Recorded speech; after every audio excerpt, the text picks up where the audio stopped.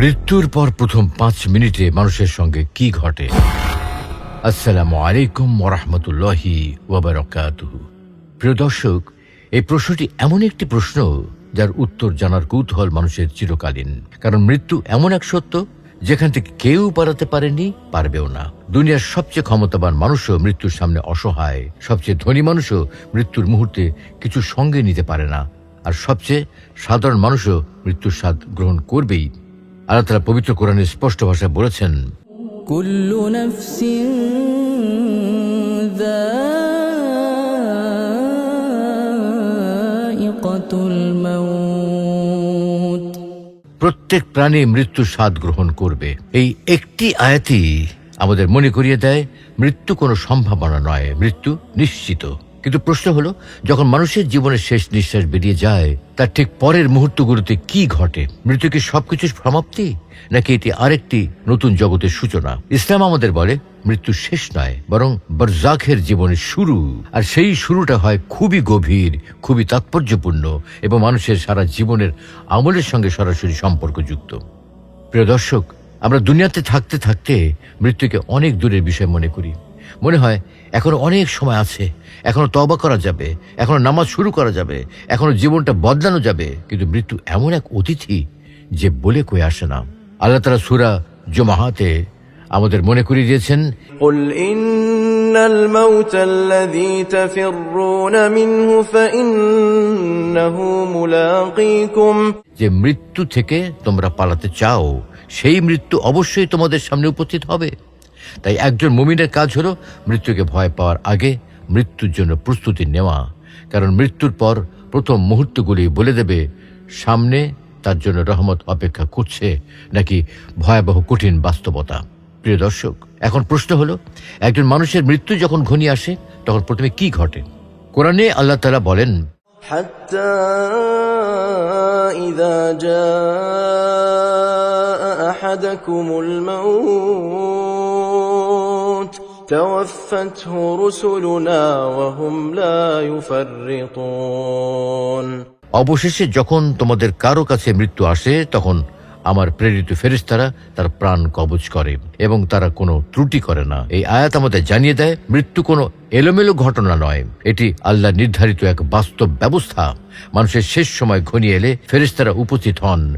এই উপস্থিতি কিন্তু সবার জন্য একরকম নয়। কেউ যদি মুমিন হয়, আল্লাহর আনুগত্যে জীবন কাটিয়ে থাকে, ইমানের সঙ্গে বিদায় নেওয়ার সৌভাগ্য অর্জন করে, তাহলে তার কাছে রহমতের ফেরেশতারা আসেন সুসংবাদের সঙ্গে।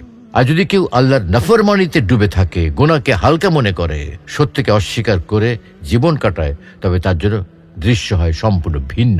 এখানে আমাদের সামনে খুবই গুরুত্বপূর্ণ একটা হাদিস আসে। রাসূলুল্লাহ সাল্লাল্লাহু আলাইহি ওয়াসাল্লাম বলেন, যখন মুমিন বান্দা দুনিয়া ত্যাগ করে আখিরাতের দিকে যেতে থাকে, তখন আকাশ থেকে উজ্জ্বল মুখমণ্ডল বিশিষ্ট ফেরেশতারা নেমে আসেন। তাদের সঙ্গে জান্নাতের কাফন এবং জান্নাতের সুগন্ধি থাকে। তারা এমন ভাবে বসেন যত দূর দৃষ্টি যায় তত দূর পর্যন্ত তাদের উপস্থিতি থাকে। তারপর মালাকুল মউত এসে বলেন, হে পবিত্র আত্মা, বের হয়ে এসো আল্লাহর ক্ষমা ও সন্তুষ্টির দিকে। তখন সেই রূহ এমন কোমল ভাবে বেরিয়ে আসে যেন পানির মশক থেকে পানির ফোঁটা ঝরে পড়ে। সুবহানাল্লাহ। একজন মুমিনের জন্য মৃত্যুর প্রথম মুহূর্ত এভাবে রহমত, শান্তি এবং সুসংবাদের মাধ্যমে শুরু হয়। কিন্তু প্রিয় দর্শক, অপরদিকে যদি একজন অবাধ্য ব্যক্তি, একজন কাফের অথবা এমন কেউ যার জীবন ছিল আল্লাহর স্মৃতি থেকে গাফেল, তার মৃত্যু আসে, তখন ফেরেশতারা আসেন, কিন্তু সে আগমনে শান্তি নয়, থাকে কঠোরতা।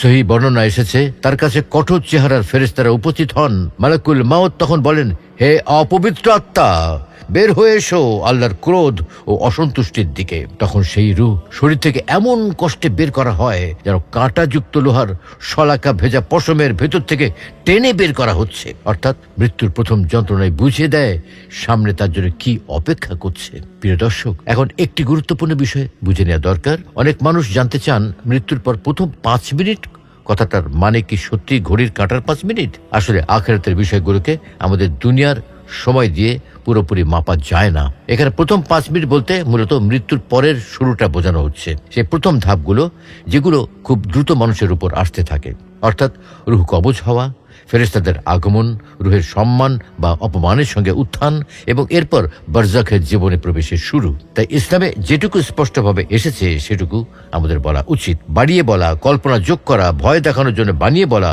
এগুলো ইসলাম সম্মত নয়।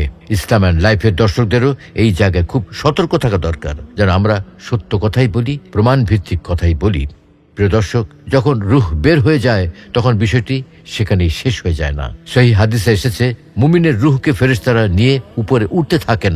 তারা যখন একদল ফেরেশতার পাশ দিয়ে অতিক্রম করেন তখন তারা জিজ্ঞাসা করেন, এই পবিত্র আত্মা কে? উত্তরে বলা হয়, এ হচ্ছে অমুক, অমুকের ছেলে অমুক। তাকে দুনিয়ায় যে সবচেয়ে সুন্দর নামে ডাকা হতো সেই সুন্দর নামেই পরিচয় দেওয়া হয়। এভাবে তাকে নিয়ে আসমানের দরজাগুলো পর্যন্ত যাওয়া হয় এবং তার জন্য দরজা খুলে দেওয়া হয়। তারপর আল্লাহর পক্ষ থেকে বলা হয়, আমার বান্দার আমলনামা ইল্লিজিনে লিপিবদ্ধ করো এবং তাকে পৃথিবীতে ফিরিয়ে নাও, কারণ আমি তাদেরকে মাটি থেকে সৃষ্টি করেছি, মাটিতেই ফেরত দেব এবং মাটি থেকে আবার বের করব। এই বর্ণনা আমাদের বুঝিয়ে দেয় একজন মুমিনের জন্য মৃত্যু অপমান নয়, বরং এক সম্মানজনক যাত্রার শুরু। অন্যদিকে পাপিষ্ঠ বা কাফের আত্মার ক্ষেত্রে হাদিসে এসেছে, যখন ফেরেশতারা তাকে নিয়ে উঠতে থাকেন তখন আসমানের দরজাগুলো তার জন্য খোলা হয় না, তার পরিচয় অপমানজনকভাবে দেওয়া হয়। তারপর বলা হয়, তার আমলনামা সিজ্জিনে লিপিবদ্ধ করো। এরপর তার আত্মাকে নিক্ষেপ করা হয় নিচের দিকে। এখানে কোরআনের সেই আয়াতটির কথা মনে পড়ে যেখানে আল্লাহ বলছেন, ومن يشرك بالله فكأنما خر من السماء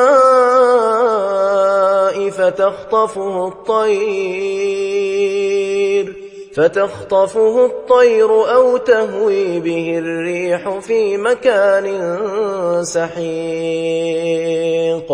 যে ব্যক্তি আল্লাহর সঙ্গে শরিক করে সে যেন আকাশ থেকে পড়ে গেল, অতঃপর পাখি থেকে ছোঁ মেরে নিয়ে গেল, অথবা বাতাস থেকে দূর দূরান্তে নিক্ষেপ করলো। অর্থাৎ মৃত্যুর পরপরই বোঝা যায় এই আত্মা কি সম্মানিত নাকি লাঞ্ছিত। সুপ্রিয় দর্শক, এখন প্রশ্ন আসে, কবরের জীবন কি সঙ্গে সঙ্গে শুরু হয়? হ্যাঁ, বারজাখের জীবনের শুরু মৃত্যুর পরপরই। আমরা দুনিয়ার মানুষ কবর বলতে শুধু মাটি, কাফন আর বিদায়ের দৃশ্য দেখি, কিন্তু ইসলামের ভাষায় কবর হচ্ছে আখিরাতের প্রথম ঘাঁটি। রাসূলুল্লাহ সাল্লাল্লাহু আলাইহি ওয়াসাল্লাম বলছেন, কবর হলো আখিরাতের প্রথম মঞ্জিল। কেউ যদি এতে মুক্তি পেয়ে যায় এরপরের ধাপগুলো তার জন্য সহজ হবে, আর কেউ যদি এতে মুক্তি না পায় এর পরের ধাপগুলো আরো কঠিন হবে। এখন বুঝুন মৃত্যুর পরের শুরুটা কত ভয়ঙ্কর গুরুত্বপূর্ণ, কারণ এখান থেকেই আসল পরীক্ষার একটা বড় অংশ শুরু। প্রিয় দর্শক, মানুষকে যখন দাফন করা হয় এবং লোকজন সেখান থেকে ফিরে যেতে শুরু করে তখন কি ঘটে? সহিহ হাদিসে এসেছে, মৃত ব্যক্তি তার সঙ্গীদের জুতার শব্দ পর্যন্ত শুনতে পায় যখন তারা ফিরে যেতে থাকে। চিন্তা করে দেখুন, একজন মানুষ যে কিছুক্ষণ আগেও এই পৃথিবীতে কথা বলছিল, হাঁটছিল, পরিকল্পনা করছিল, এখন সে শুনছে তার আপনজনরা তাকে রেখে চলে যাচ্ছে, কিন্তু সে আর কিছুই বলতে পারছে না, কাউকে ডাকতে পারছে না, আর কোনো সুযোগও চাইতে পারছে না। এই দৃশ্য মানুষকে ভেতর থেকে নাড়িয়ে দেওয়ার জন্য যথেষ্ট।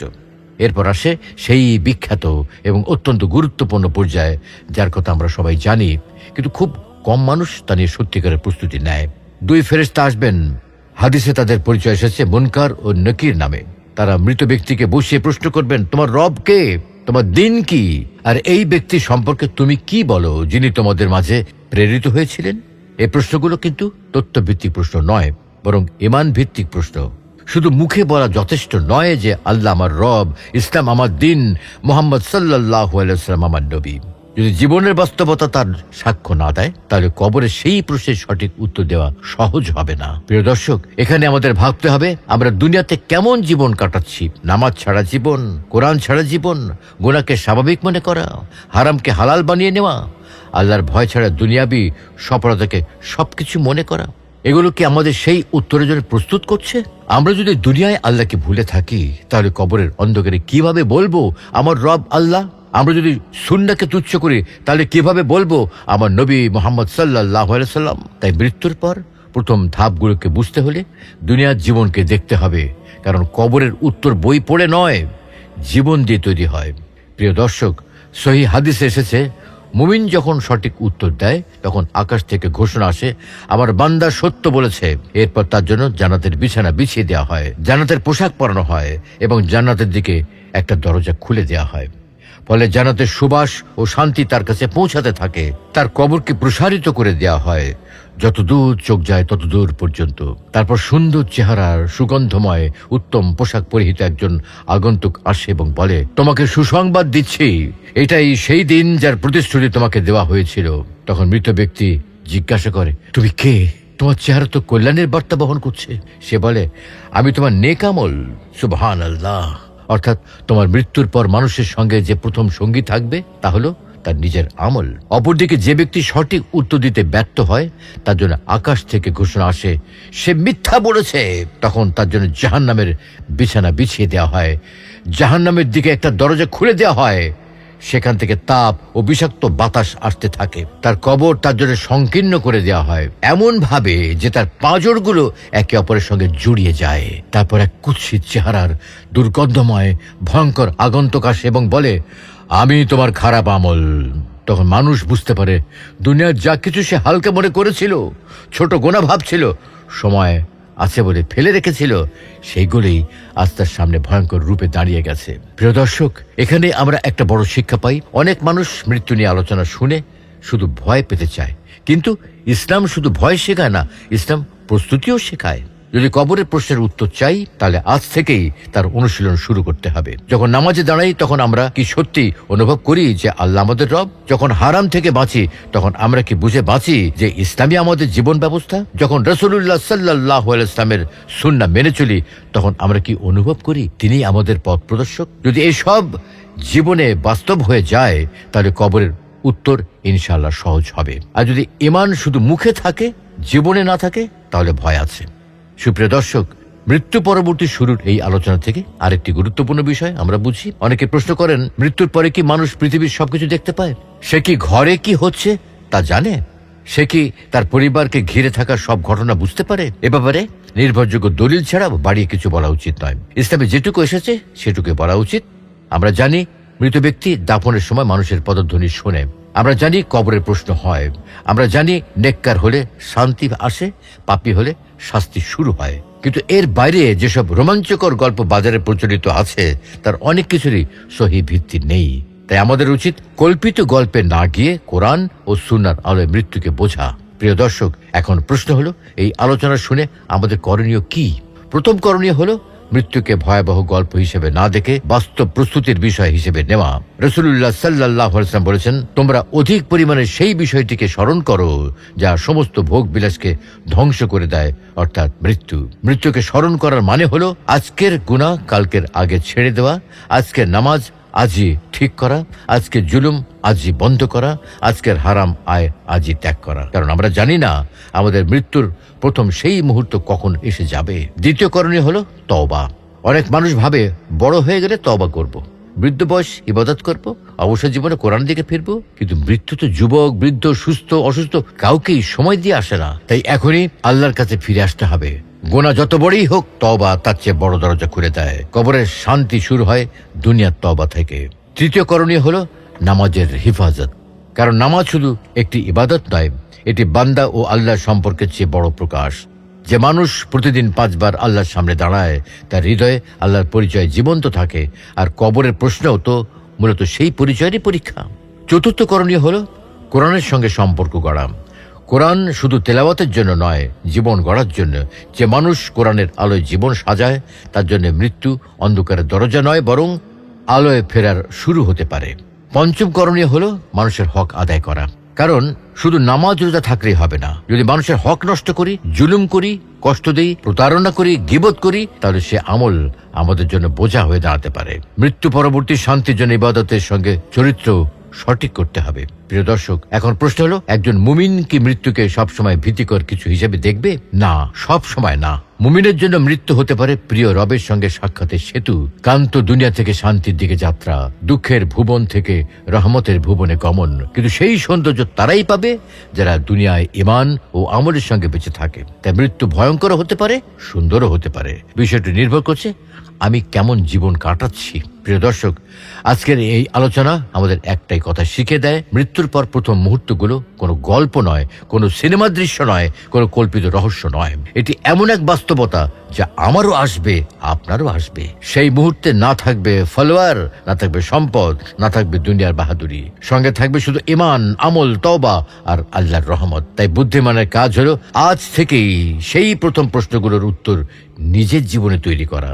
সুপ্রিয় দর্শক, এখন নিজেকে একটা প্রশ্ন করুন, যদি আজ রাতেই আমার জীবন শেষ হয়ে যায়, আমি কি প্রস্তুত? যদি আজ আমাকে জিজ্ঞাসা করা হয় তোমার রব কে, আমি কি শুধু মুখে নয় জীবন দিয়ে বলতে পারবো আমার রব আল্লাহ? যদি জিজ্ঞাসা করা হয় তোমার দিন কি, আমি কি সত্যি ইসলামের পথে আছি? যদি জিজ্ঞাসা করা হয় তোমাদের মাঝে প্রেরিত ব্যক্তি সম্পর্কে তুমি কি বলো, আমি কি তার সুন্নাহকে ভালোবেসে মেনে চলেছি? এই প্রশ্নগুলোর উত্তরই আসলে আমাদের মৃত্যুর পরের প্রথম অবস্থাকে নির্ধারণ করবে। তো আসুন আজকের আলোচনা শেষ করার আগে আমরা সিদ্ধান্ত নেই, গুনাহকে আর হালকা ভাববো না, তওবাকে আর পিছিয়ে দেব না, নামাজকে আর অবহেলা করব না, কোরআনকে আর দূরে সরিয়ে রাখবো না।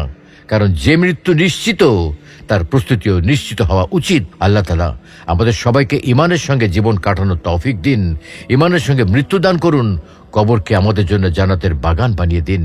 আমিন।